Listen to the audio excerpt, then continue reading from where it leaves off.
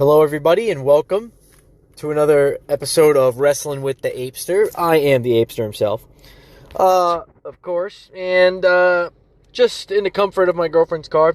Came to work with her today, Just chilling in her car, get the air conditioner on. It's pretty cool in here, very hot out there. It's about, 80-something degrees. It is very hot. Good thing she's got the thing you can put on the window, on the windshield to block the sun out. Makes it a little cooler. So if you do hear a little blowing in the background, it's just the air conditioner. So just enjoying life out here. I did have a slushie, but she decided to take it with her into the building. So thanks, babe. Love you too. So now I have to go get another slushie after this. And why is it really hot over here for some reason? Jesus, alright. There's like heat coming out from over here, my lord. So today's episode kind of ties into the last episode, and it's also going to tie into the next episode. So I'm going to be talking about Kane. Glenn Jacobs, of course, the man that played Kane in WWE. I decided to save the best for last, save Undertaker for last, even though Kane is one of the all-time greats as well. But Undertaker, man, is on a whole different level versus Kane. Now, I talked about the Brothers of Destruction before. I will not talk about it again in this video. I will skip over that, but I will be talking about a little bit of Kane's career. I'm not going to go through all of it, like all of the matches and rivalries he had, but more like the memorable ones, like his tag partners and whatnot, Team Hell No and X-Pac and all that. I will be talking a little bit about that stuff, but basically this is basically just to tell you, or just, who Kane was.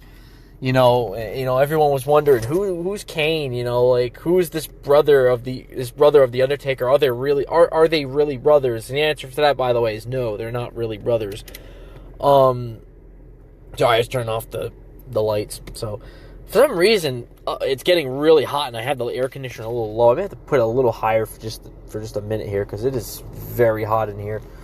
So I got the windows shut again because I got the air conditioner going right now at the moment. But I hope you guys enjoyed the last couple episodes. I'm thinking about changing the name to the Apester Show. I kind of like that name a little better, but at the same time, I do like Wrestling with the Apesters. But that was a name. The Apester Show, that was a name that I was going to go with originally, but then I went with Wrestling with the Apester.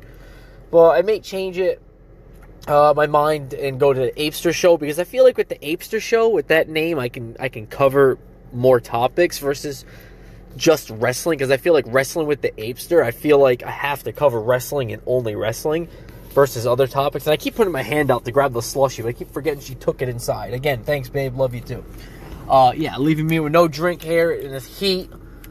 Oh, God, it is boiling outside. It is very, very hot. So, man, why of all days, why of all places to go to make a podcast now other than inside of a car with an air conditioner on? Screw it, it's my podcast. I can go wherever the hell I want. I can do it wherever the hell I want. Hell, I can sit in the bathroom at Kohl's right now and go do this I'm kidding, I would never do that. That's pretty nasty.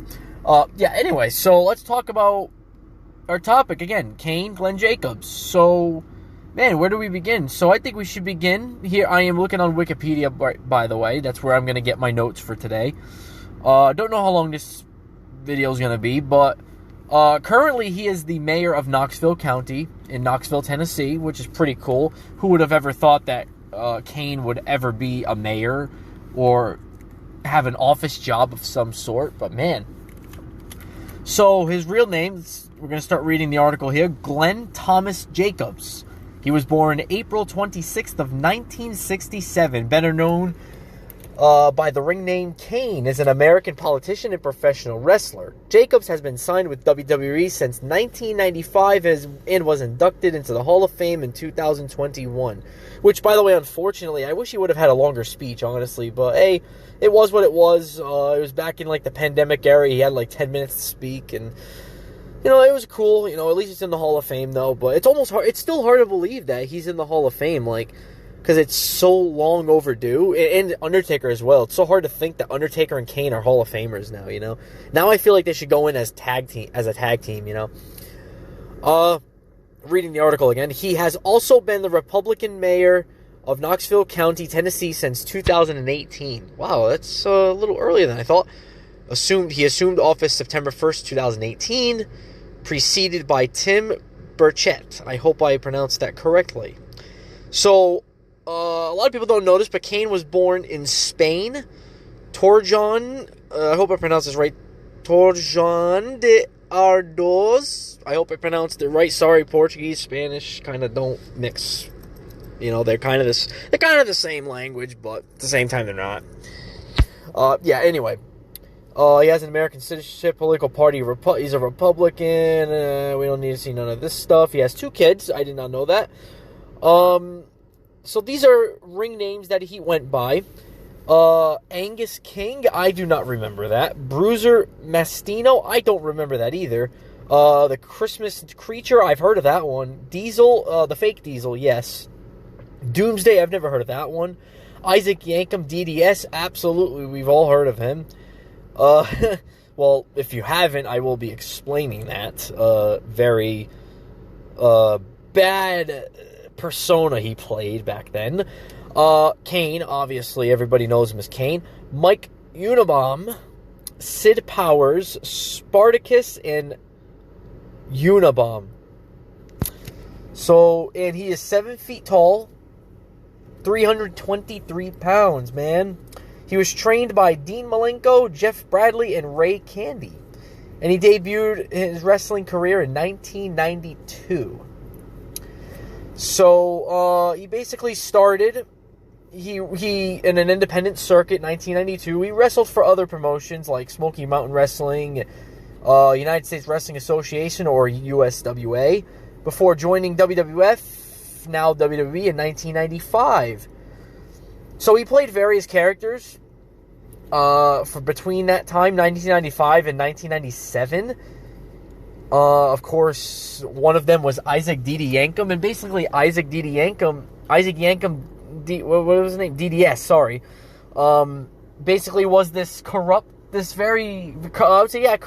dentist, and he would come out and, you know, he would threaten to rip your teeth out and say, hey, well, you got a cavity, I'm going to rip it out now. And he was also managed by Jerry the King Lawler, which was pretty cool, too. But the whole character compared to Kane did not compare at all, man. It sucked. Just going to lower the AC down here for a minute. Let's see. When he was packaged as Kane, a horror-themed personification of fire, Juggernaut, younger half-brother of The Undertaker, and the son of Paul Bear. His Hellfire and Brimstone gimmick branches from acts of arson by The Undertaker as parts of their character's youth backstory, which I've already been through the backstory in my last episode. If you haven't listened to it, I highly recommend you do. I know, by the way, I'm a little off topic for a second. I listened to the last episode after it was uploaded, and oh my god, I stuttered so much more than I normally do, and I apologize sincerely for that. I don't know why, I don't know what it was. I don't know. That's how I am. Like I stutter a lot, and you might be noticing it right now. I stutter a lot. So please, excuse me. Sorry. I apologize for that in advance. I just finished eating, by the way. We had TGI Fridays before she went into work, so that was pretty cool. That's a mozzarella sticks as an appetizer.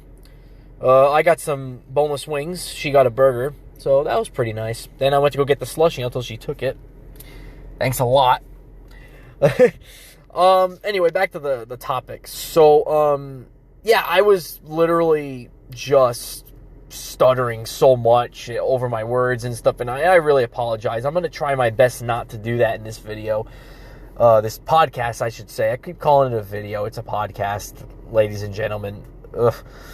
So, going back again to Kane, Jacobs would alternatively feud and team with The Undertaker as the Brothers of Destruction, which, again, I have went through this.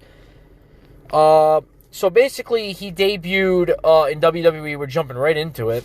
No questions asked here. We're jumping right into his debut. Let me see the date. I don't remember the date it was. It was October of 1997. He debuted at the In Your House Bad Blood pay-per-view. And basically it was the first ever Hell in a Cell match with Undertaker and Shawn Michaels. And in the middle of the match, Undertaker was about to go for the tombstone, and all of a sudden, I wouldn't say it's the middle of the match, I'd say it's like close to the end. Undertaker was signaling for a tombstone, and the lights go out. Out comes Kane and Paul Bearer, and that was Kane's debut. And again, I've already went through the Brothers of Destruction ordeal, so I'm not gonna go in depth with it. So, so Kane comes out, he chokeslams his brother, tombstones him as well, and that was it. That was his debut, and Undertaker was in shock. You know, that was something he didn't expect. So that takes us to their feud, which they had, and eventually it ended at WrestleMania 14 in 1998. It was in Boston, Massachusetts, very close to where I live. So, following his WWF debut, Kane remained a pivotal component of the company's Attitude Era of the late 90s and early 2000s. So yeah, you can't think of Attitude Era without thinking of Kane. Especially considering, like, his outfit. Oh my god, his outfit. That's got to be my favorite outfit of all time. When he had the one sleeve on, one sleeve off, and the glove, and his whole face was covered in a mask. And the mask came into play because, as part of the story, when he got burned in the fire, it basically, the mask would cover his identity. It would cover, like, all the scars and the wounds and whatnot. So that's what the mask was for. And also, he used a voice box to talk. He would put it up to his throat, and that's how he would speak. He did not like using it at all because it was very difficult, especially considering he had, like, a regular voice, like a regular, a normal person's voice, and he was using a voice box, and he said it was very difficult to speak with, so he said, thank God they did away with that. I believe this was an interview he had at one point. I'm not sure when, but... So, I'm just trying to read through here real quick here. So, his first chance at a WWE title was King of the Ring 1998. That was his first time, I believe, here. Let me see. So, his first pay-per-view main event. Yes, so he had his first pay-per-view main event at King of the Ring 1998 in June. Now, this is the same King of the Ring that Undertaker threw Mankind off the top of the Hell in a Cell. Very, very known match right there. A lot of people, or if not everybody, whether you're a wrestling fan or not, grandmothers and grandfathers know what this match is, whether you like wrestling or not. Everybody knew what this match was, and it was one of the greatest, most violent matches in WWE history. So definitely recommend you go back on Peacock or something and go watch that match, because it was very violent. Obviously, the commentators not knowing, that stunt was going to happen, especially the second one as well. It wasn't even supposed to happen, but that's a whole other story to talk about another day. So, Kane debuted, main event pay-per-view debut, for the WWF Championship at the time against Stone Cold Steve Austin. I believe it was a First Blood match. And Kane never really spoke. So I'll tell you where I'm getting with this in a minute. But Kane never really spoke, so Paul Bearer would speak on his behalf. He was his manager. So Kane was being interviewed by Vince McMahon. And Paul Bearer had been out with an injury. He was at home. He was home live watching this. And Kane basically had to answer a few questions from Vince McMahon. Well, I should say one question, more favorable question. And basically, the question was basically, what was I forgot how he worded it. He basically said, Kane, if you could speak for the first time, what does the contract further state? I think that was the question. What does the contract further state? I think that's how he worded it. And for the first time, of course, Kane had the voice box in his hand. He puts it up to his throat, and he says it in a robotic way. If I do not win the title, I will set myself on fire.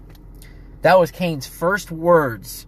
And then Paul Bearer on the Titantron watching from home. He's just like giving you that look like, God damn it, like that's to say, damn, like, you know. So what had happened in that match, skipping ahead to the pay-per-view match, with Stone Cold Steve Austin, I would believe that Kane got busted open first.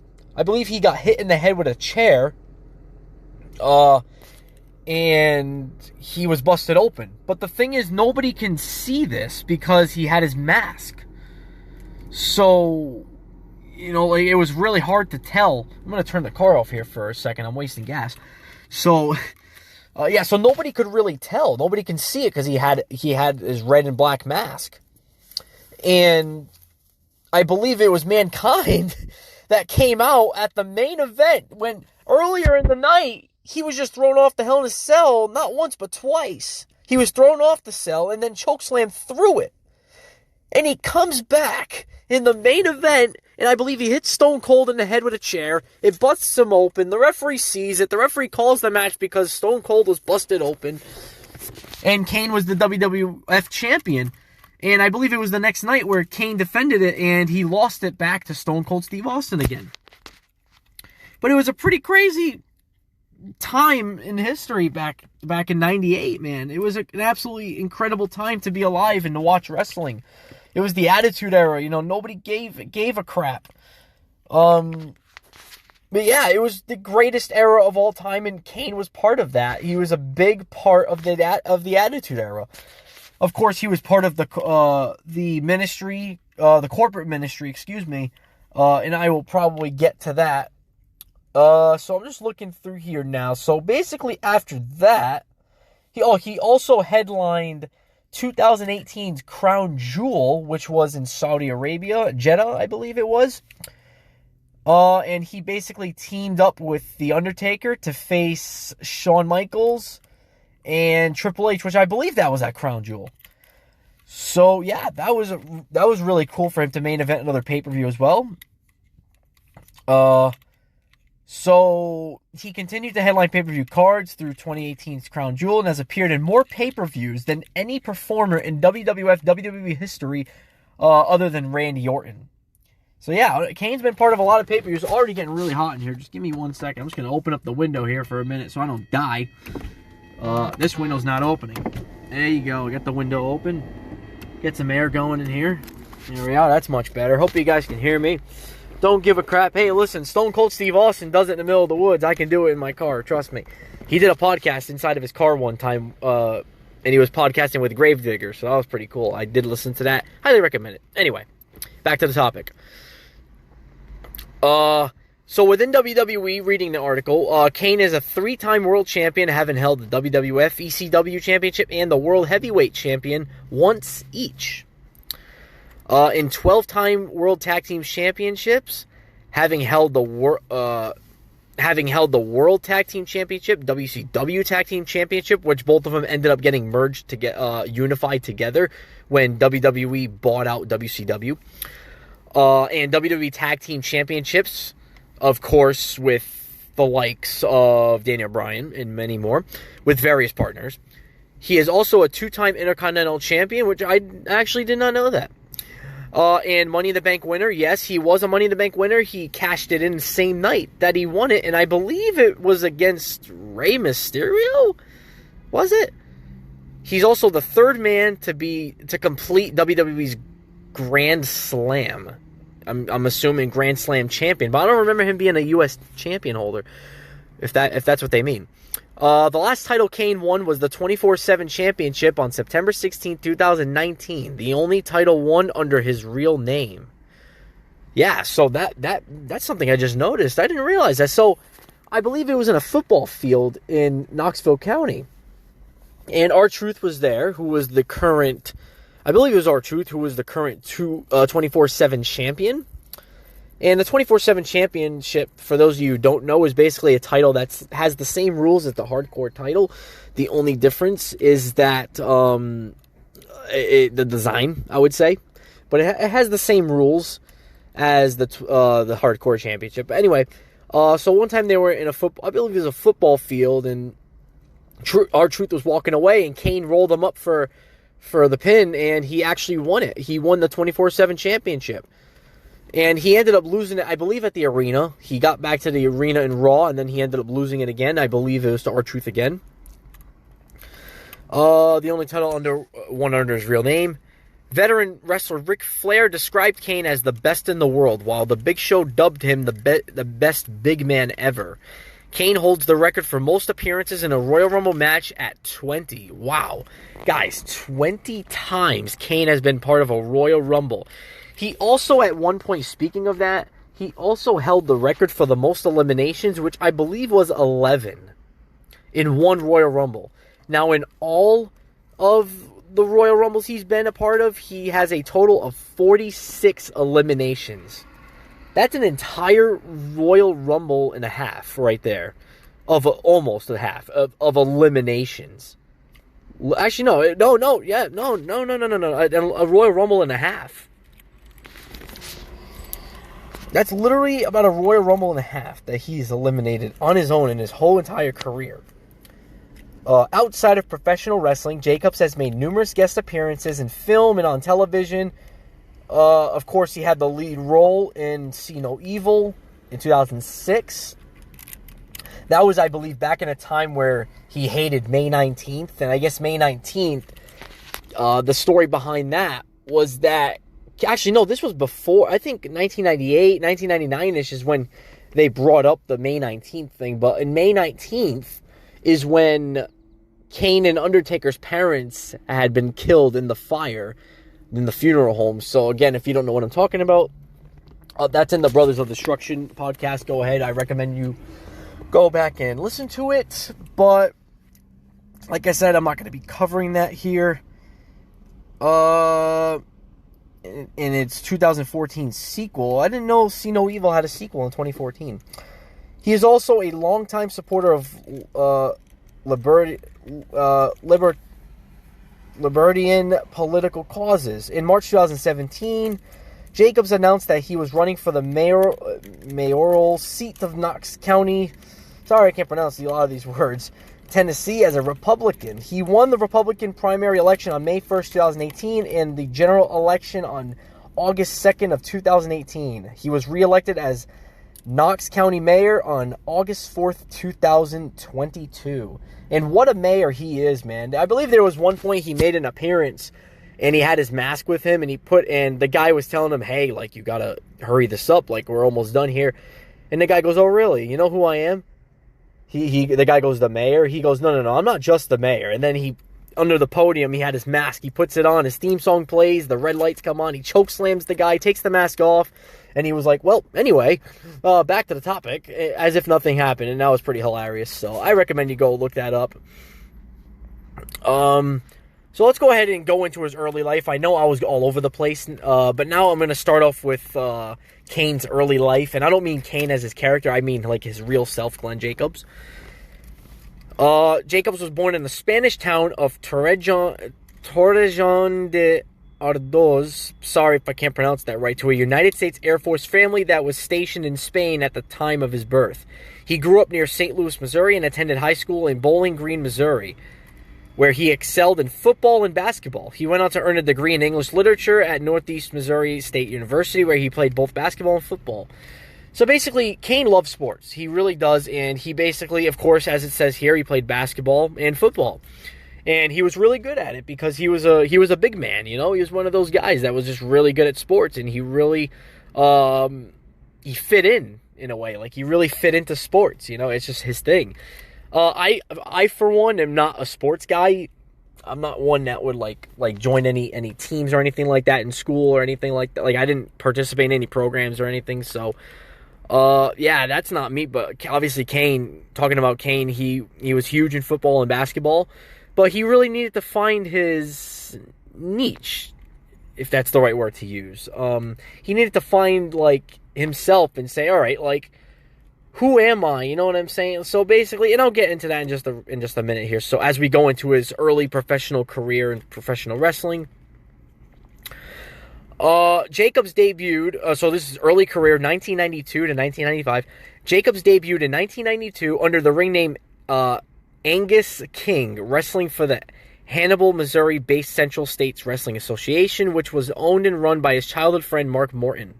In December 1992, Jacobs appeared with the Memphis, Tennessee-based United States Wrestling Association, or USWA, as the Christmas Creature. And I did hear about the Christmas Creature a couple times on Folia's Pod, and I did see a picture of it, and he looked like a Christmas. He literally looked like a Christmas tree. Honestly, it was pretty scary.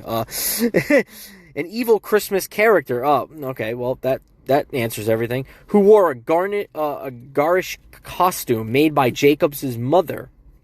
So Kane's mother is who made this outfit, featuring a green mask, candy cane striped sleeves, and tinsel. The Christmas Creature unsuccessfully challenged Jerry Lawler for the USWA Unified World Heavyweight Championship before leaving the USWA later that month. In March 1993, Jacobs made a one-off appearance with World Championship Wrestling, losing to Sting on an episode of WCW Saturday Night, filmed in Macon, Georgia, under the ring name Bruiser Mastino. I've never heard of that ring name, actually. Later that year, he relocated to Tampa, Florida to further his training. During this time in Florida, he wrestled a handful of matches for the International Wrestling Championship Wrestling Alliance as Sid Powers. I didn't know he was Sid Powers. I never even heard of that one either, honestly. After leaving Florida, Jacobs returned to the USWA as Doomsday. Never heard of that one either.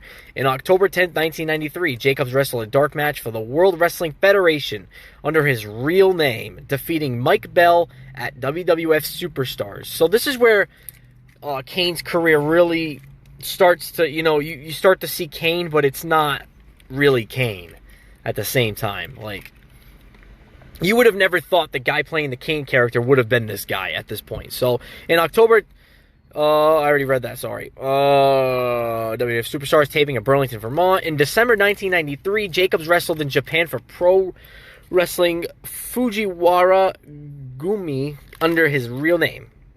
Jacobs began in 1994 wrestling for the Central City, Kentucky-based Tri-State Wrestling promotion in the Indianapolis, Indiana-based Championship Wrestling from Indiana promotion as Doomsday, as well as making a handful of further appearances with Pro Wrestling Fujiwara Gumi in Japan. Hopefully I'm pronouncing all these words right. I apologize.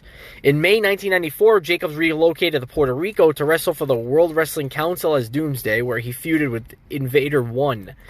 In November, December of 1994, Jacobs wrestled for the Catch Wrestling Association in Bremen, Germany as Spartacus, competing in its Catch Cup tournament. So this now is 1995. It is Smoky Mountain Wrestling.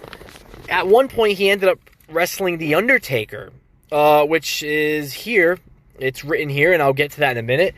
But The Undertaker back then, he had his purple ring gear, and he showed up to Smoky Mountain Wrestling. And this was the first match that quote-unquote Kane and The Undertaker had against each other. A lot of people like to say it was WrestleMania 14, but you're absolutely right when it comes to WWE. But when it comes to, in general, their first ever match encounter was at Smoky Mountain Wrestling in 1995. And again, Undertaker had his purple gear at the time. Kane wrestled, I believe, as Unabomb, where he had a red and black mask, very ironically enough. January 1995, Jacobs was hired by Jim Cornette for his Morriston, Tennessee-based Smoky Mountain Wrestling. Smoky Mountain Wrestling basically was owned by Jim Cornette, where he was named Unabomb, a reference to Unabomber. He briefly teamed with Eddie Gilbert before forming a tag team with Al Snow named the Dynamic Duo and beginning a feud with the Rock and Roll Express.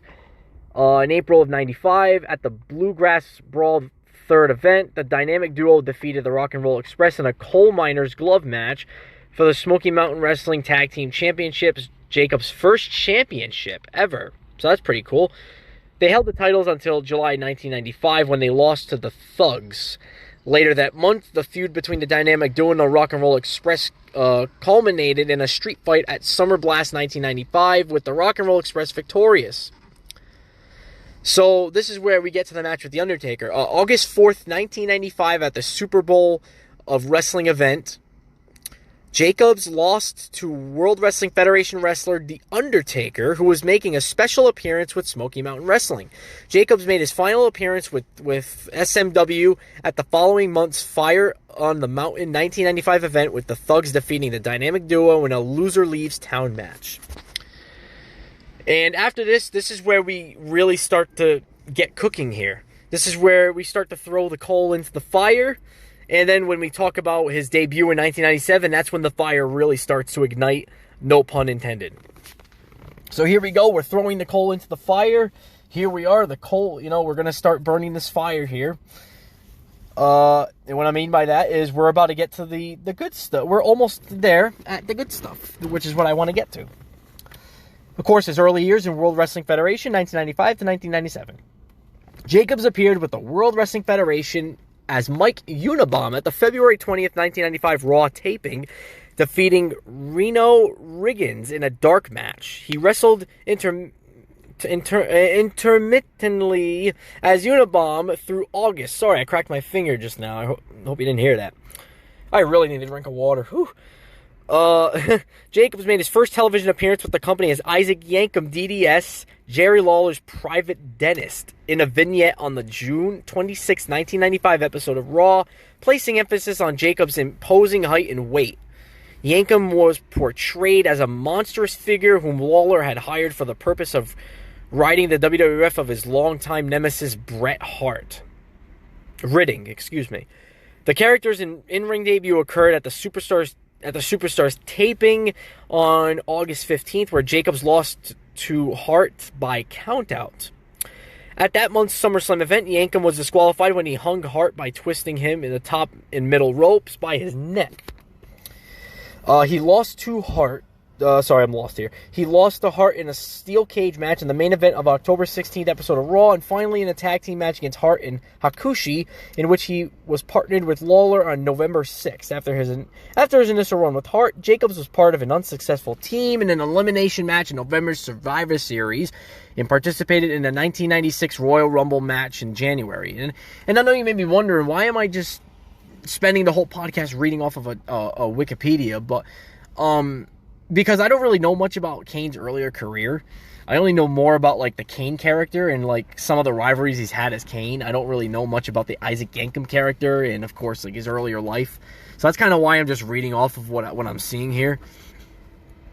So I do apologize for that. If you want a little bit more of my emphasis on this kind of topic, things like this. And,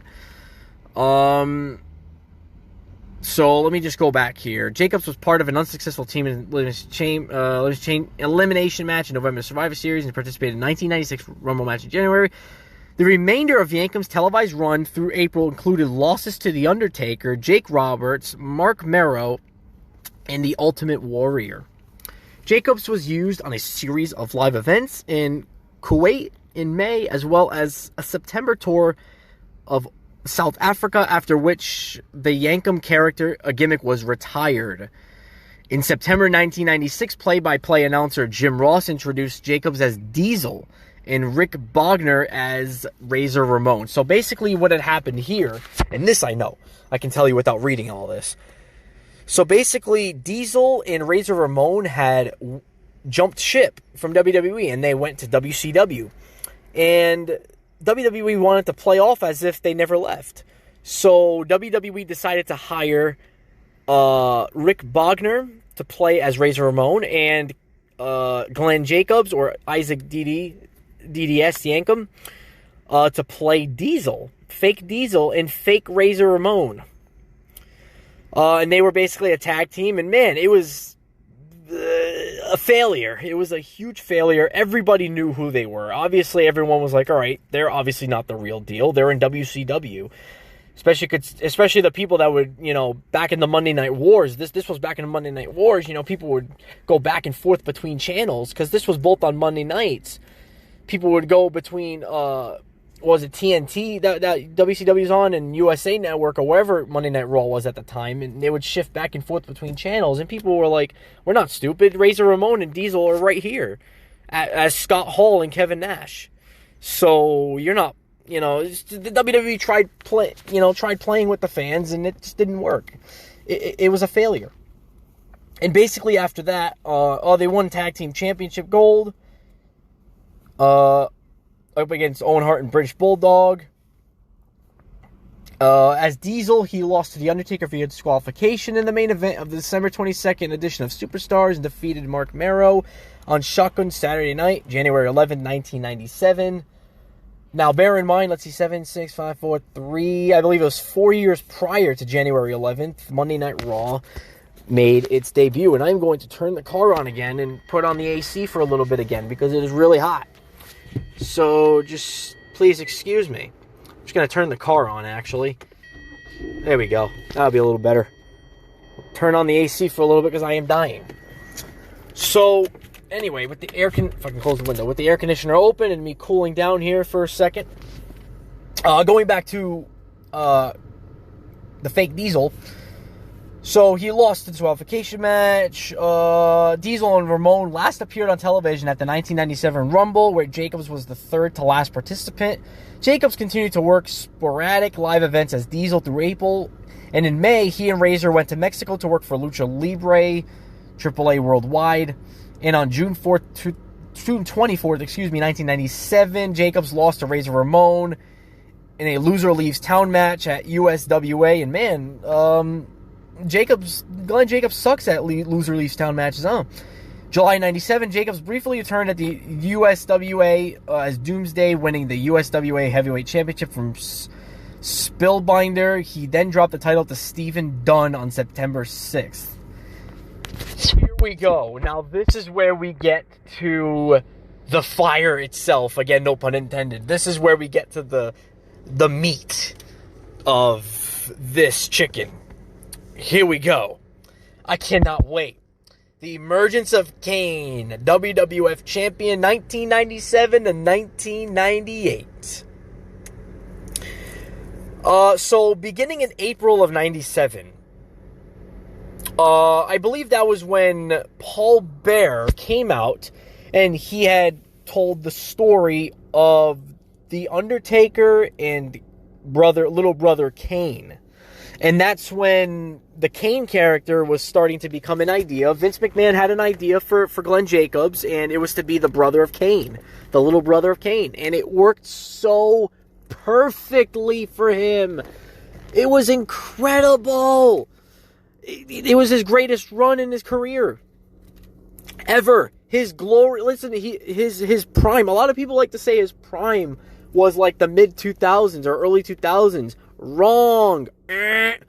His prime was between basically the time that he had the full face mask, honestly, which that he got rid of that in 2001 or 2002, I believe it was. He got rid of it.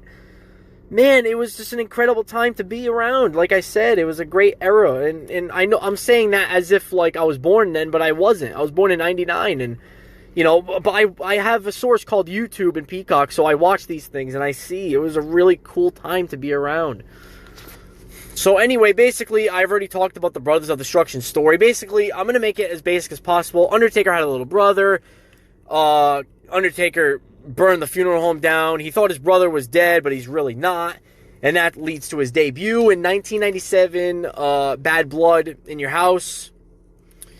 I'm just going to skip over all this because I already went through all this in my last podcast. This is basically like a part 2, if you will, of that last podcast, if you want to put it that way. But Jacobs made his re-debut as Kane at Bad Blood in Your House on October 5th, 1997, by using the Undertaker's signature, the Tombstone Piledriver, to cost him the victory in the first ever Hell in a Cell match against Shawn Michaels. So the character, he wore a mask, a red and black mask. He had long hair. He had this outfit covering all of his skin except for, I believe it's his left arm. And it was the coolest thing you've ever seen in your life. And to me, to this day, it is my favorite debut of all time. It is the greatest debut of all time. No ifs, ands, or buts about it. I really loved Kane's debut. The greatest of all time, period. No questions asked. So basically, after this event, he went on to feud with The Undertaker. And the story was that Kane wanted to fight his brother. But the thing is, Undertaker, the way he saw it was like, okay, you're my brother. I can't fight my brother because you're my brother. I can't fight you. Like, again, you're my brother. I cannot fight you. And weeks go by. Kane is just throwing mind games at him and attacking him. And Undertaker's not responding to this. He just gets up and walks away. He turns the other cheek. Eventually, at the Royal Rumble, let me see if I can find the part. Undertaker initially refused to face him, and adamantly so while Kane humiliated him, The Undertaker claiming he had promised his parents he would never do harm to his own flesh and blood, which I actually forgot about that. So he basically promised to his mom and dad that he would not hurt Kane, because that's his little brother. And it's just like I said, it's your little brother. I don't want you hurting him, and you made that promise to the parents. But the wording he used was, quote, flesh and blood. After what was thought to be a brief partnership, Kane betrayed The Undertaker by costing him the WWF Championship. Kane interfering in the Undertaker's title match against Shawn Michaels at the Royal Rumble. After the match, now this is a very memorable moment, Kane locked Undertaker in a casket and set it on fire. A couple months go by, and then eventually on a Monday Night Raw, Undertaker resurrected on an episode of Raw in which he was reproduced from a coffin that was struck by lightning, in this moment furiously challenging Kane. And that brings us, of course, to WrestleMania 14, Undertaker versus Kane. Undertaker hits 3 tombstones on Kane, he wins. And at the time, Undertaker, the streak was never really a thing back in the day, so the streak was never acknowledged. So it was just a win over Undertaker at WrestleMania. Another win, another day, another dollar for Undertaker. It was on March 29th, again in Boston. After the match, Kane and Paul Bearer attacked The Undertaker, hitting him with a steel chair, then giving a tombstone pile driver. And then the feud did not end there, because it continued at Unforgiven in Your House on April 26th, when The Undertaker defeated Kane again in the first ever Inferno match. And in this match, Barrett tried to help Kane by attacking Undertaker. But as Kane was retreating backstage, Vader forced Kane back towards the ring. The Undertaker attacked them both by jumping over the ring ropes, surrounded by fire, before setting Kane's right arm on fire. So, this was the first ever Inferno match. Basically, the point of the match is to set your opponent on fire. Whoever gets set on fire loses the match. Just putting up the air conditioner a little bit. Sorry. So yeah, basically to lose the match, you have to be set on fire. And Undertaker's arm, I believe Undertaker was just nailing him with a bunch of punches, and Kane's arm touched the side of the ring. His arm caught fire. Kane's running up the ramp, and Undertaker wins the match. And that was basically the match. And then it basically goes on to say, over the edge in your house, Kane defeated Vader in a mask versus mask match. I can't imagine Kane losing that one. Jeez. On the June 1st episode of Raw's War, Kane defeated The Undertaker to become the #1 contender for the WWF Championship. And at King of the Ring, Kane defeated Stone Cold Steve Austin in a first blood match, which I already had discussed this. That later on in his career at King of the Ring, 98, in the main event, Kane would go on to win the WWF Championship for the first time in his career. Following interferences by Mankind and The Undertaker, I forgot Undertaker interfered in that too, to win the WWF Championship. Kane lost the title back to Austin the following night in Raw's War.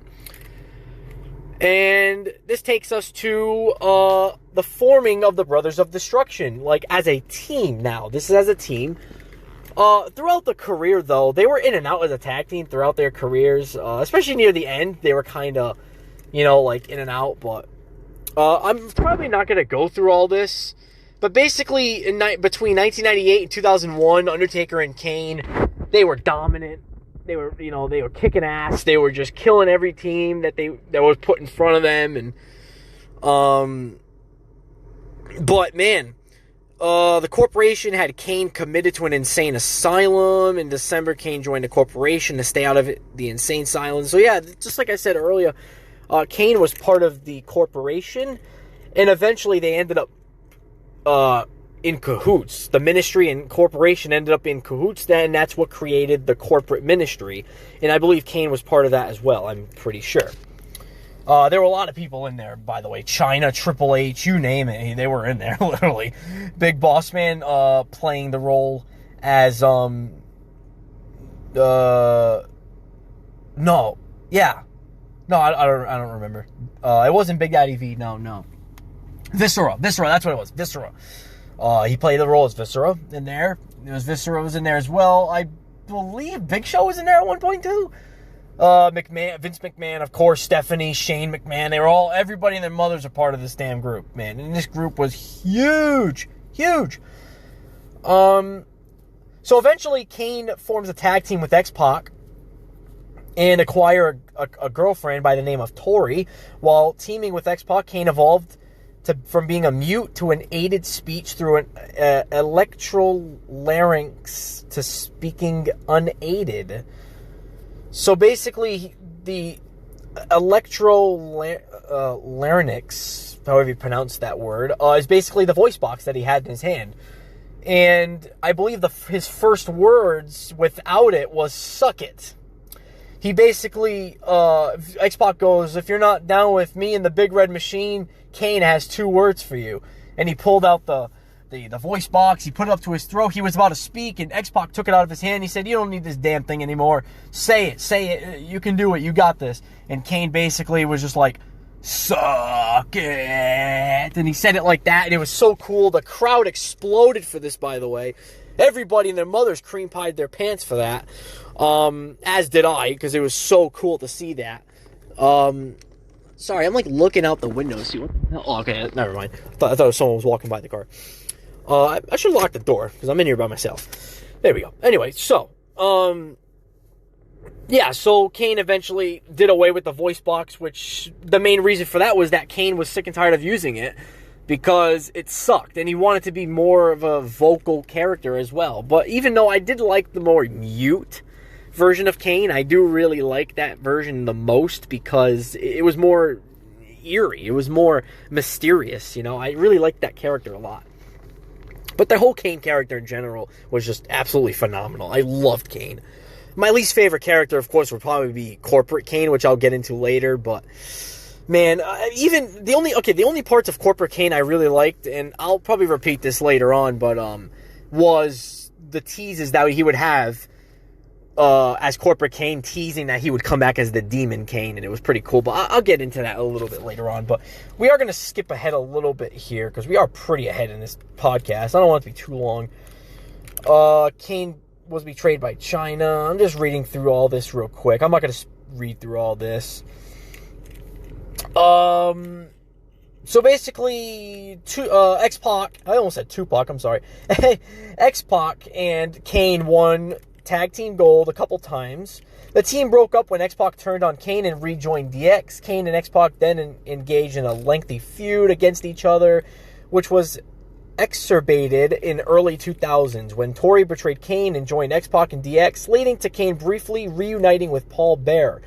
So I believe this was like 2001-ish, or 2001-ish, when he returned at the Royal Rumble for the road to WrestleMania. I believe it was 2000. But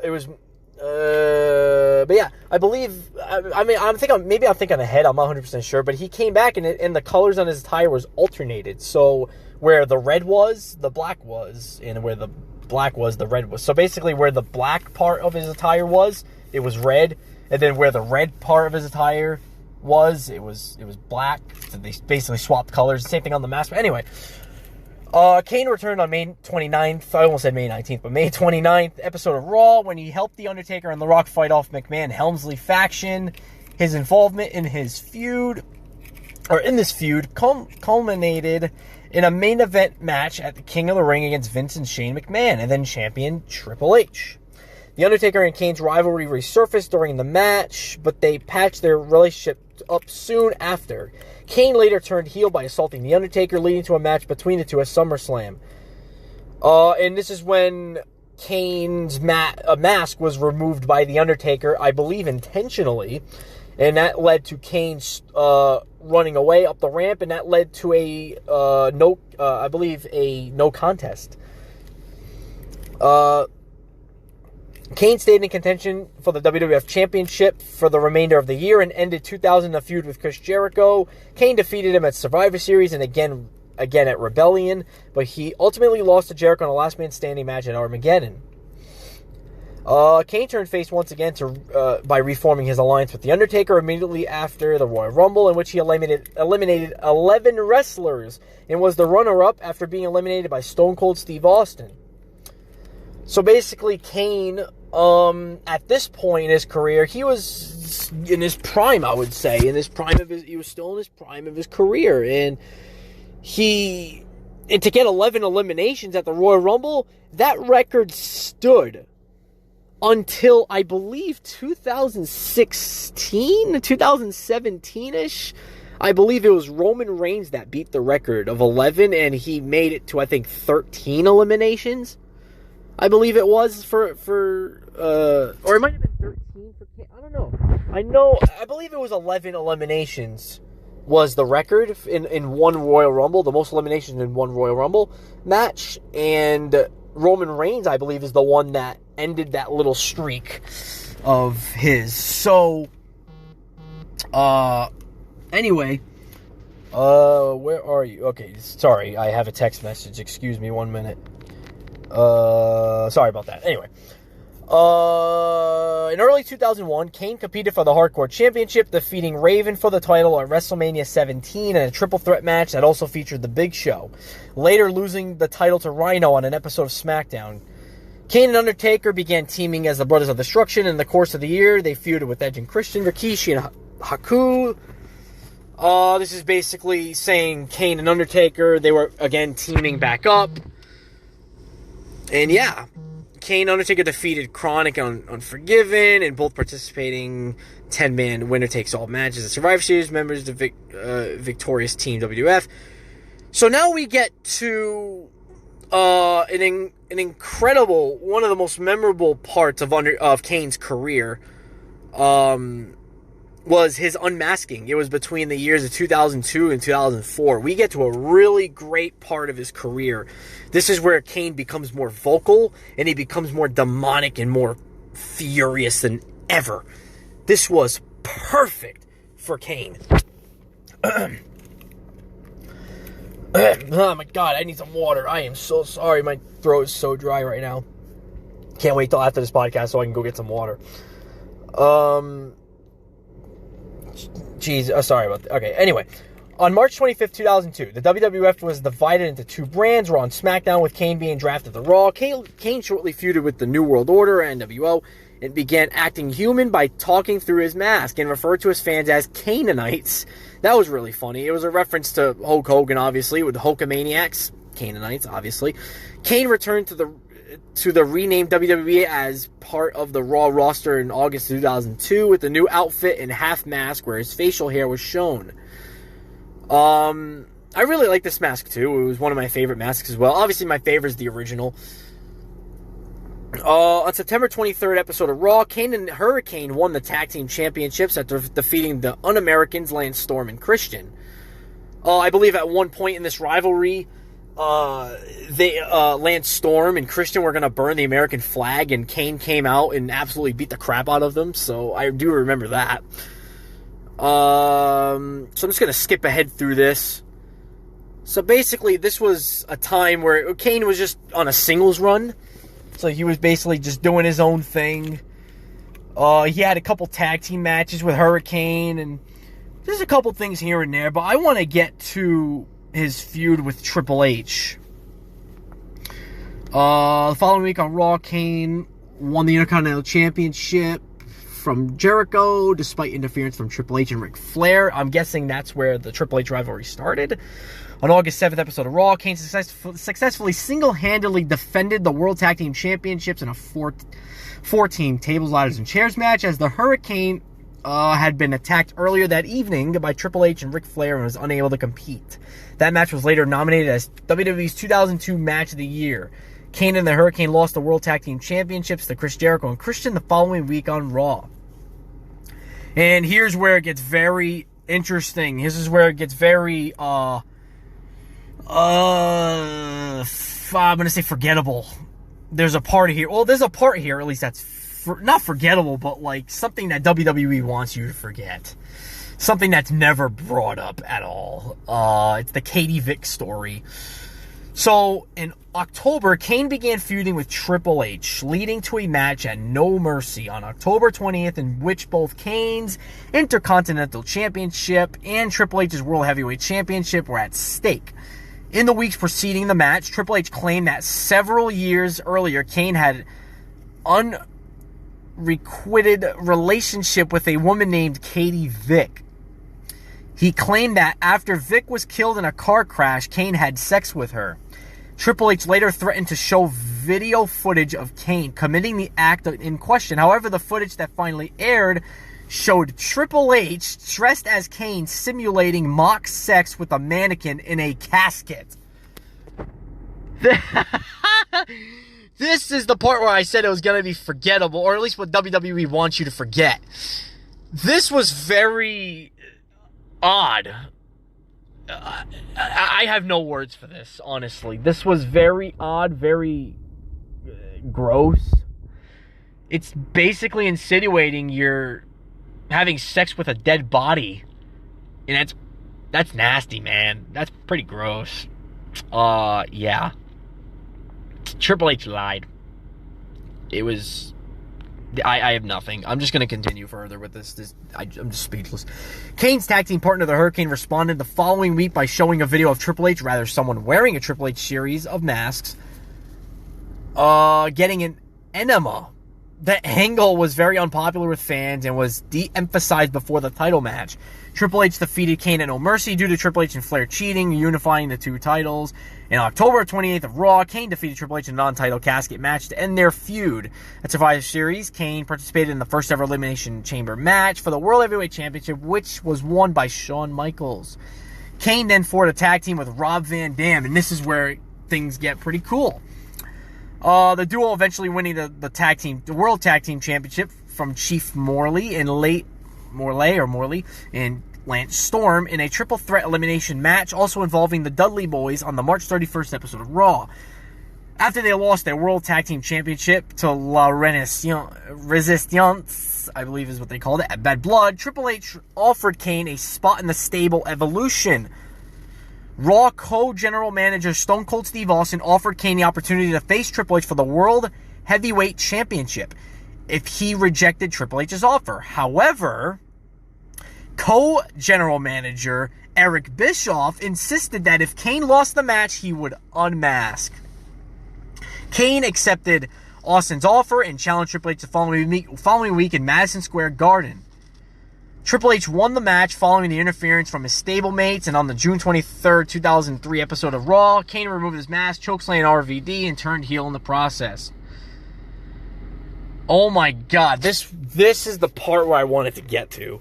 One of the parts I wanted to get to so badly, and it was the unmasking of Kane. This is the first time Kane is unmasking ever, and when he unmasked, it was crazy. It was like nobody knew what he was going to look like under the mask. Nobody knew what he looked like. I mean, at the time, internet wasn't really a big thing. I mean, it was getting there, but it wasn't like that as big as it is now. So to find out that Isaac Yankem was playing the role of this character was like, damn, how did he go from a ridiculous dentist to being the greatest monster of all time? So it was a really cool time at WWE to be around, and this was at Madison Square Garden on top of that. And you know, when I watched the match for the first time, obviously it wasn't live, but when I watched it like on YouTube for the first time for myself, like I thought Kane was going to win. I was like, shit, Kane's going to win. Of course he is. How is he going to lose his mask? And then Triple H actually pinned him. Orton came out, RKO'd him, I think, at one point, and then Batista, I think, came out. I don't know if Batista had already debuted, but he came out. And it was chaotic, and then next thing you know, Kane gets pinned. He has to unmask his mask. So basically, Evolution after the match came in the ring. They attacked RVD and Kane. RVD came out to help Kane. or a little bit earlier on, but they were going on a rampage. Evolution eventually got taken out. Kane was about to do his pyro thing, and then he stopped midway, and he was like thinking to himself, like, wait, I still got to do this, you know? And then eventually he unmasked, and the rest was history. Oh my God, he turned his head. Everybody, you can see everybody in the front row looking at the Tron to see what it looked like. He had a... I apologize for that, guys. It stopped midway for some reason when I was talking. I think it's because I was recording for too long. But I don't know where it stopped at in the podcast, so I'm just going to go back to talking about Evolution interfering in the match. I'm not sure how much you guys heard from the last recording. So there's two different parts to this video, I guess, so I'm going to try making this a quicker video. It's really hard to cover his entire career, because in an hour podcast, you know. But going back to the match, I really sincerely apologize for that. It just cut out of nowhere like that. I felt it vibrate for a minute, and I didn't know why it did that, and I kind of got scared that it cut out the recording. But I'm going to go back to Evolution interfering in the match. So Evolution interferes in the match. Randy Orton, of course, comes out, RKO, and Ric Flair comes out. He's attacking Kane. Next thing you know, RVD comes out to help him and help Kane out, and yeah, that's what happened. No, that was after the match. I apologize. So Kane lost before. Oh, excuse me. Kane lost before RVD came out. So that's what happened. Kane lost before RVD came out. So Kane lost the match because Evolution got involved. Eventually RVD comes out, he helps him out, and then Kane was going to do the whole pyro thing that he does with his arms, and then he stopped midway, and he was thinking to himself, wait a minute, like, I got to do this. I have to unmask. I have to unmask. So the unmasking comes, and, you know, his mask comes off, he takes his mask off, throws it on the floor. Everybody in the crowd, you can hear some people in the front row, like a couple girls in the front row screaming. You know, everybody's looking, everyone's like, oh, what is that? And then he turns his head, everybody looks at the Titantron and sees his face, everybody gasped. Kane chokeslams RVD, turns heel in the process, does his pyro thing, and oh my God, this was the biggest thing of pyro I've ever seen. When Kane lifted his arms and lowered him and the fire came out, that shit went like 30 feet in the air. Like, holy crap, that went high. Like, that thing blew up. Like, they almost blew up the arena with that fire. Like, am I the only one that noticed that shit went so high?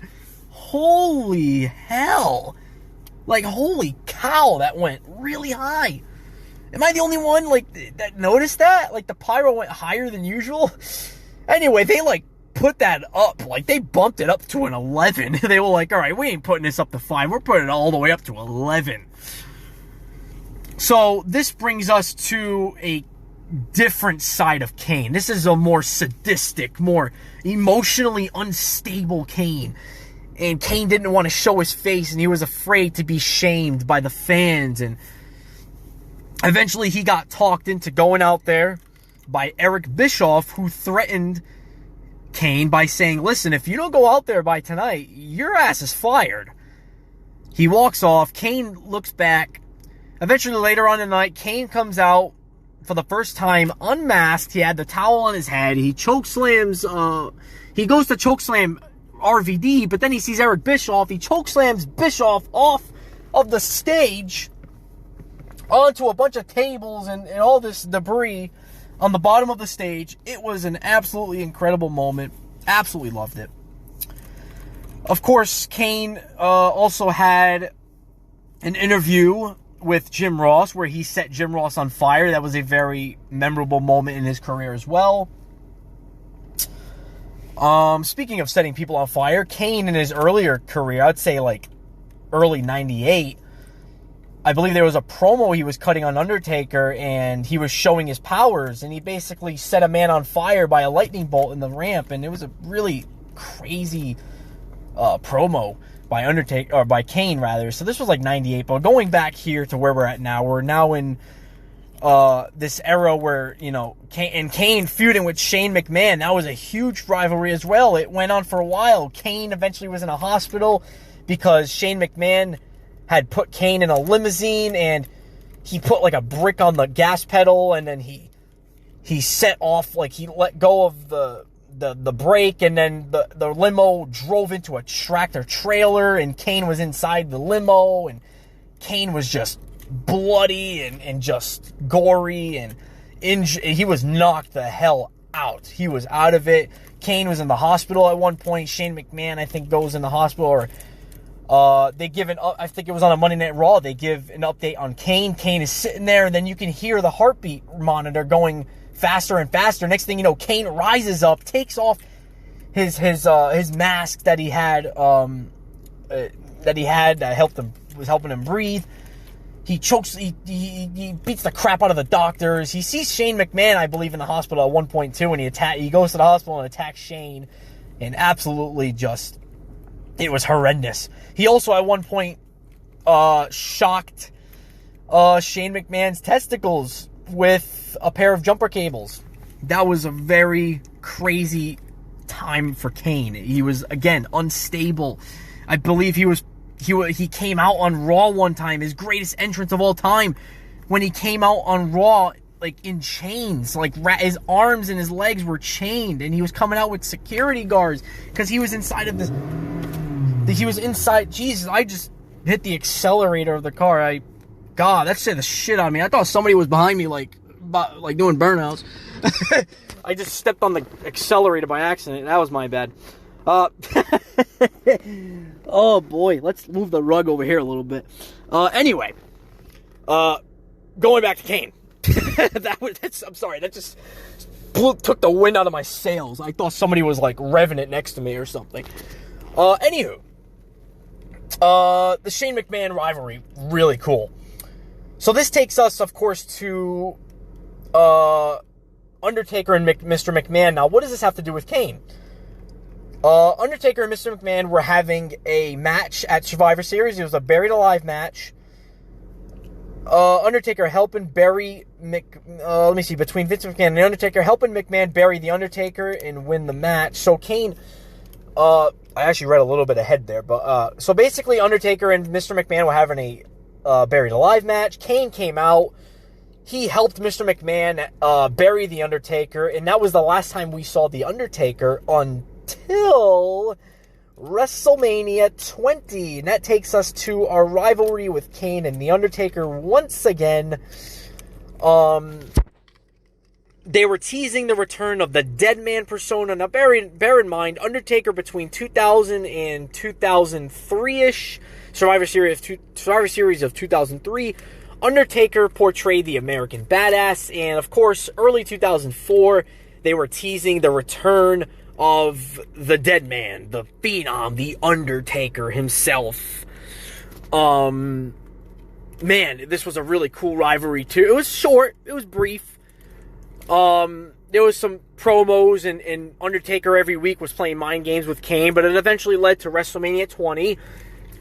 And Kane basically was like, yeah, there's no way, my brother's dead. You know, weeks and weeks he was saying this, by the way. He was weeks and weeks, he was like, oh, Kane and Undertaker's dead, you know, I buried him alive. And then Royal Rumble came, and I don't know what number got drawn in the Royal Rumble, but then Undertaker's gong started to play. The crowd went crazy for this. The lights went out, and then the gong played again, and the lights came on. Nothing happened. Kane was in the ring in shock. He was like, I buried you alive. There's no way.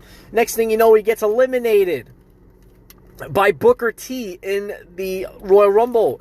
Undertaker just cost Kane the Royal Rumble, and he wasn't even there. All he did was play his theme, and eventually the person who was supposed to come out in that entry number came out. I don't know exactly who it was, but yeah, takes us to WrestleMania 20. Undertaker comes out as the dead man. He comes out with Paul Bearer and the Druids, and the Druids had like the torches, and you know, Undertaker came out with this new theme song that he still uses to this day.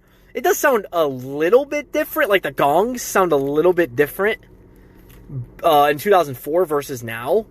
Like, they sound more eerie. I don't know if that's just me. I think it is, but yeah, he was with Paul Bearer, and yeah, it was pretty cool. Undertaker ended up winning that match, And it's funny because Undertaker won most of the matches at this point against Kane. Basically, almost all of the matches against Kane, actually. And it's very ironic, and it's very important to note this, because Kane ends up having a rivalry with Undertaker one more time, and Kane is the one who beats Undertaker, like, every single time. And it's crazy. It's a back and forth, you know? So this takes us with the storyline with Lita at one point. I'm not going to go through all this, but Kane fell in love with Lita, and they had a wedding, and Kane tombstoned the priest at one point. Lita later announced she was pregnant with Matt Hardy, her then boyfriend, both on and off screen, assuming that he was the child's father. Kane claimed that he was the father, and the next week he explained that he was impregnated Lita to continue his legacy, and justified an attack on Shawn Michaels a week earlier by claiming that Michaels had stood in the way of him winning the World Heavyweight Championship. To appease Kane, General Manager Erica Bischoff gave Kane a rematch with Benoit, instructing Chris Benoit, by the way, that he could only win by submission, whereas Kane could win the title by any means. Kane again lost to Benoit. Following the match, Lita came to the ring and low-blowed Kane. So basically, Kane and Matt Hardy had a till death do us part match. At SummerSlam, Lita obligated to wed the victor. Kane defeated Hardy, and that led to the wedding, where Lita did not want to marry Kane. So basically, she had no other choice. She married whoever won the match, and that was Kane against Matt Hardy, and that was Kane who won.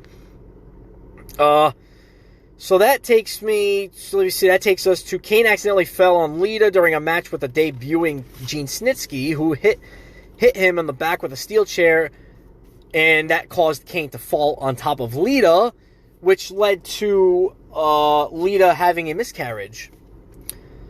So basically that takes us to Kane was sidelined for several months after Snitsky crushed his larynx, as if he couldn't have suffered enough throat damage, of course from the fire as well, quote-unquote, with a chair during the match. The storyline gave Jacobs time to complete his role in the film See No Evil. Kane returned in January 2005, defeating Snitsky at the New Year's Revolution. At WrestleMania 21, Kane and Lita reconciled with one another and began antagonizing Lita's rival Trish Stratus. Kane and Viscera had a match at one point. That was apparently Stratus's hired bodyguard. I'm just trying to skim through all this. I believe Kane at one point had a feud against himself at this time as well. So Kane, I don't know what match he was in, but some mind games started playing, and all of a sudden, Kane's old theme song started playing. Like, his 98 theme song started playing. It sounded a little different. I don't know if it's just me, but it sounded a little different, the theme song. But anyway, out comes the 1998 Kane. And Kane, the real Kane's in the ring. He's confused. He's like, who are you? And the point of this feud was to identify who this guy was. And to this day, in WWE, nobody knew. Nobody knows who it really was. But obviously, it ended up being revealed on the internet that Luke Gallows played the role of that Kane. But it was basically a on and off feud. The original Kane won the matches, and I believe at one point the first match, I believe it was with Kane versus Kane. I think the imposter Kane won. It was a crazy time. I'm just skipping through all this stuff here. There's a lot of stuff here. Kane began attacking. So basically around this time too, this was around 2006, by the way, Kane would attack anybody who mentioned May 19th. And I believe, again, this might have started in 98, where they briefly mentioned it, but it didn't take a real bump in the road, I guess you could say, until 2006, when you would mention it and Kane would just kill you for mentioning it. And again, Kane hated May 19th because that was when his parents were killed in a fire by his brother, The Undertaker. So this basically takes us to a couple rivalries he had with Rey Mysterio, JBL, the Imposter Kane, as I just talked about, Shelton Benjamin. Just skimming through here. Kane returned at SummerSlam, attacking Umaga. He returned after, of course, touring in Europe to promote See No Evil, which is the movie. That takes us to the Brothers of Destruction run in 2006-2007. Basically, Kane and Undertaker feuded with MVP and Mr. Kennedy. There was an Inferno match at Armageddon with Kane and MVP, I believe, and it was just an in and out with Brothers of Destruction. They teamed up in that 1 year. Let me see. Just trying to skim through this because I'm pretty far ahead in this podcast. This is already taking a little too long. Kane eventually ended up facing Edge, so this takes us to that rivalry. That was a pretty cool rivalry too.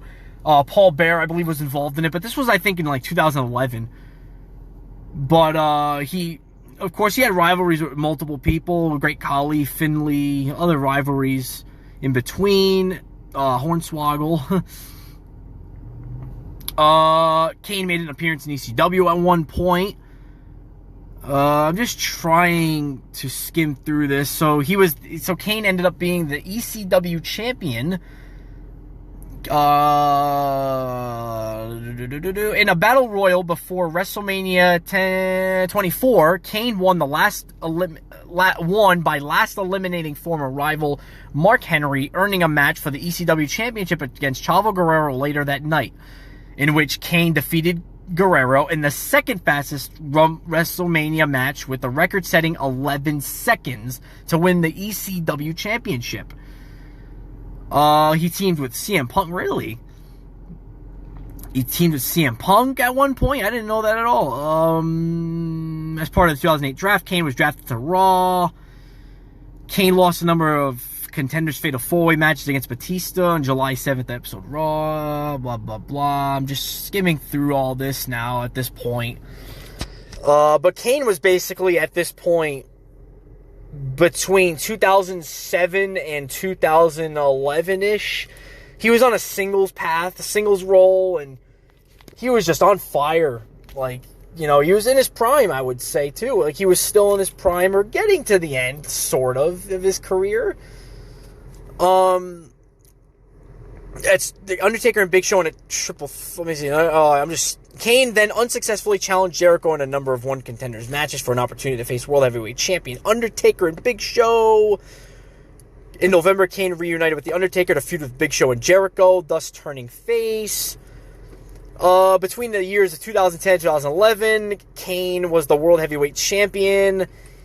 He feuded, he held the Money in the Bank at this time, and that's when he won the World Heavyweight Championship against, I believe it was no, it might have been Daniel Bryan, I think, because Daniel Bryan, I think, won the Money in the Bank again, or won the World Heavyweight title against the Big Show, and then Kane came out and cashed in the same night as he won it, and he won the World Heavyweight title off of, I believe, if I'm not mistaken. But oh, here I go again, hitting the accelerator. God damn it! Scared me again. I gotta keep my foot away from that.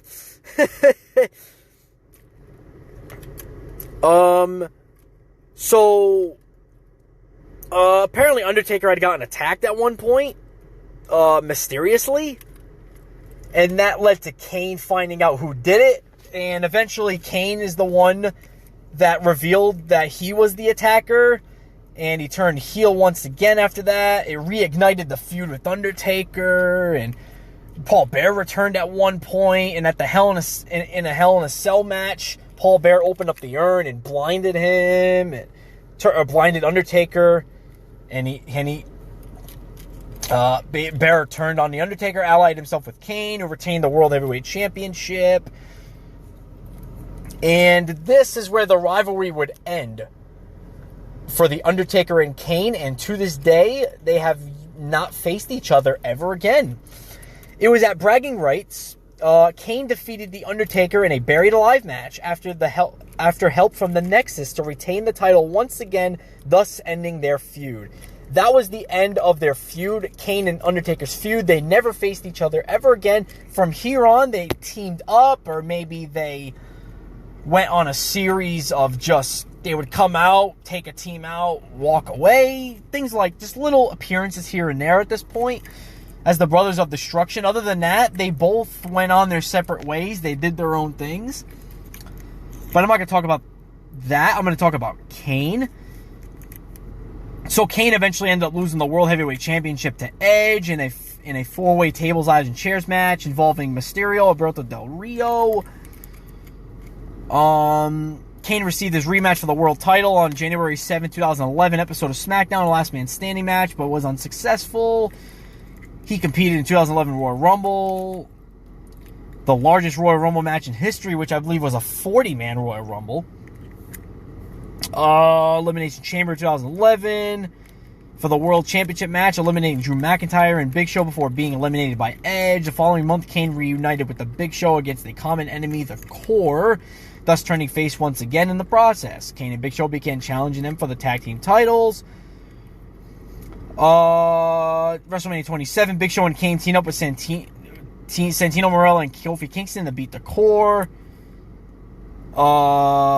Nothing really crazy here.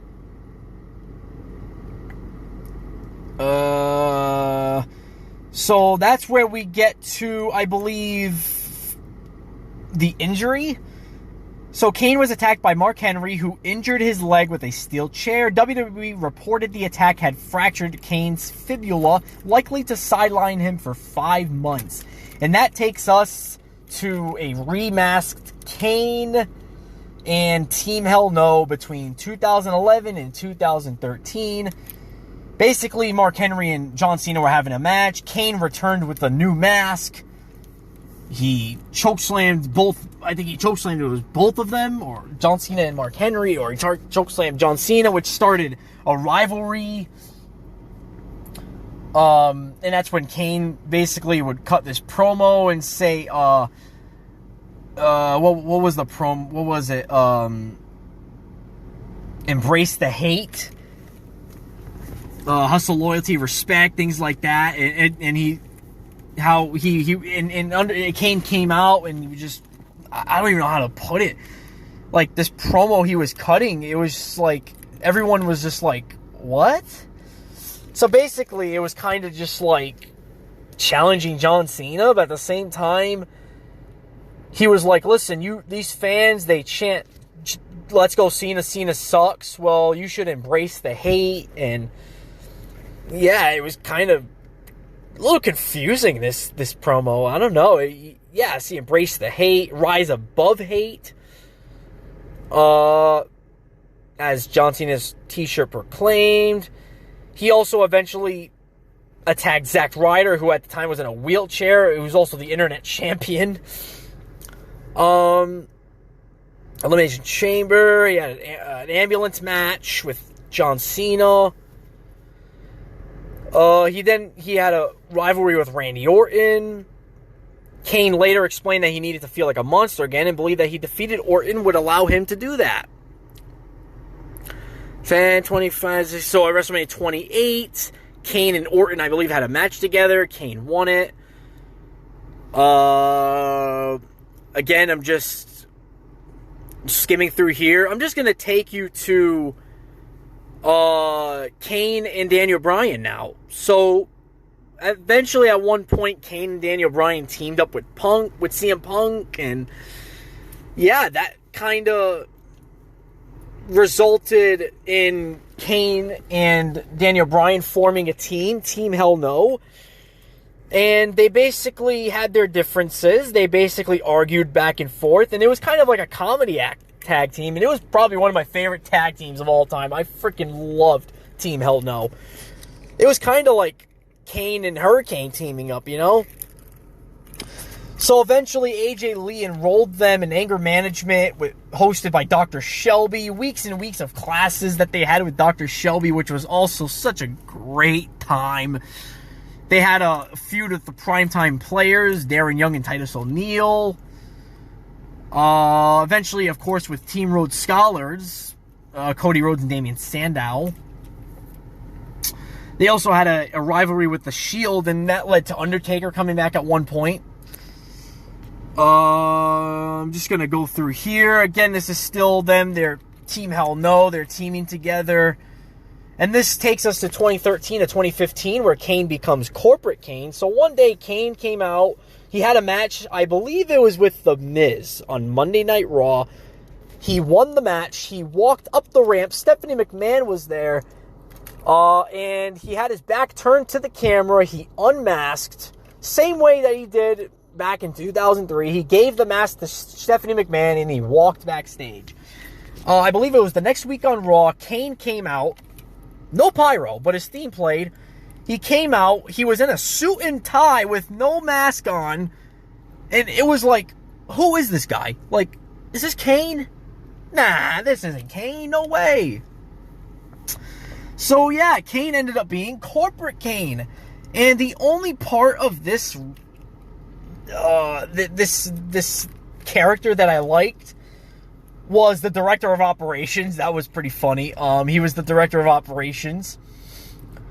But I loved, my favorite part of it was when he would tease bringing back the Demon.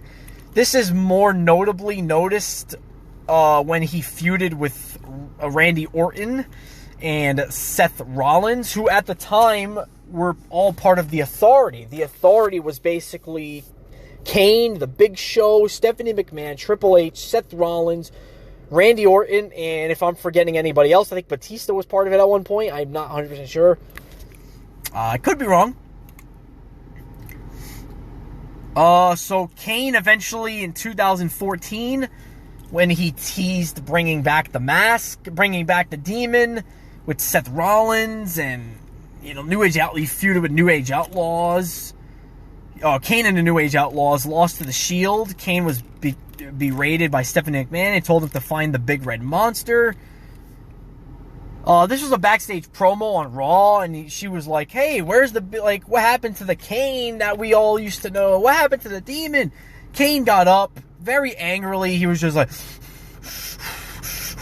breathing heavily, and then next thing you know, in the background there is a glass case. Now, weeks and weeks go by, and this glass case is in this corner, no matter what. But finally, we do something with this glass case, because in the glass case was Kane's mask, and he opened it up. He looked at it. The crowd started going, "Whoa!" When he grabs the mask, the crowd cheers for him, and he's like, I forgot where it was at. I'm going to eviscerate Daniel Bryan. He eventually had the feud with Daniel Bryan, involving Brie Bella in it too. Daniel Bryan at the time was the World Heavyweight Champion, the WWE World Heavyweight Champion, who won it at WrestleMania in a triple threat with Batista and Randy Orton. Kane lost to Roman Reigns at one point, last man standing, relinquishing his mask and gave it to Stephanie McMahon. The following week, Kane resumed his role as the Authority Director of Operations. I already explained this. There were tag team reunions, with Kane reforming with The Big Show to feud with the Wyatt family. So that's where the Authority, they're all part of the Authority, like I said just now. A couple of the rivalries he had as well, with involving the Wyatt family, Ryback. The Miz, I believe, as well. The Bar at the time was Sheamus and Cesaro. I believe Kane and Daniel Bryan reunited one time only at one point for one more feud, and they ended up winning it, I believe, and that was pretty cool. Obviously, this was after Kane and Daniel Bryan had feuded together, even though the original run with Team Hell No was a lot better, obviously. But man, they teamed. They would face at Extreme Rules. They would face the Bludgeon Brothers, who were Eric Rowan and late great Luke Harper. Rest in peace, Luke Harper. Kane made his return on October 1st. episode of Raw and reunited with The Undertaker to feud with Triple H and Shawn Michaels at the Super Showdown in Melbourne, Australia, in which Triple H and Shawn Michaels won the match, and this was rendered as one of the worst matches. I would say this is probably Kane's worst match that I can think of off the top of my head. Kane's mask was unmasked. He was unmasked at one point by accident. It was just a mess. Triple H got injured in the match. It was crazy. Undertaker wasn't happy with the match either. Nobody was in the match. And Shawn Michaels had just came out of retirement, so this was a great match, you know? And that takes us, of course, to his Hall of Fame. He got inducted into the 2021 Hall of Fame, of course. It was like a 10-15 minute speech. Really cool to see that. Kane also came out in 2021, January 31st, at the Royal Rumble. Eliminated Dolph Ziggler and Ricochet, and he got eliminated by Damian Priest. That was after that, he got inducted in the Hall of Fame, and the rest was history. That was it. Kane made a surprise appearance in 2022 SummerSlam event, announcing the show's attendance, then delivering his signature ring pyro before leaving the ring. And that was basically the last time we saw Kane. It was at SummerSlam 2022, as far as I know. And yeah, that takes us to today. What is Kane doing today? He is mayor of Knoxville County to this very day. As of July 20th, 2023. Obviously, I had to say that. It is a Thursday. Why am I not at work? I left early. My landlord was coming over to the apartment. I had to be present for that, even though he never came into the house to begin with. But anyway, that is the ending of this recording. Jesus, I apologize for this recording being extremely long. I apologize for it cutting out in the middle of it. I think this was a somewhat successful episode of the podcast. I am going to turn this car off now and go to one of these stores and get a drink of water because I am really thirsty. Thank you so much for tuning in. Below in the description, I will be putting the links to my Facebook page where it is the Ape Squad, where you can see where I upload latest episodes, in my YouTube channel as well. I don't upload on it. It's pretty rare, but you can go check it out if you want to anyway. I will be putting that in the description. Probably also the link to the Brothers of Destruction video podcast, even though you can just go back into my podcast episodes and go look at it. It was the last episode that I made. It was the Brothers of Destruction episode. Highly recommend you go listen to that. My next video will be a podcast episode, sorry. Again, coming from the YouTube world. I don't think I'll ever get over that. I think I'm just going to keep calling it a video instead of a podcast episode, whatever. My next episode will be covering Undertaker. It'll probably be go even longer than this. And my throat is dry as hell right now. I got to go. Thank you for tuning in. I really appreciate it. Tell your friends, family, whoever, your grandmothers, grandfathers about me. Hope you enjoy this podcast. Again, this is a WWE-related podcast. Sorry, I just cracked my knuckle there. This is a WWE-related podcast, so I don't really cover AEW. I don't even cover NXT. I don't even watch NXT. I watch Raw, SmackDown, and WWE pay-per-views. NXT is not included in there because I don't watch NXT. It's just, I don't know, I just never got into it. But anyway, that's the end of this. I appreciate you listening on. Again, I'll be putting links in the description. Go check out my Facebook page. That's where I upload latest episodes, and yeah, and YouTube as well will be down there below as well. And I thank you so much for tuning in on this very long podcast. Peace out, guys, and see you next time. Goodbye.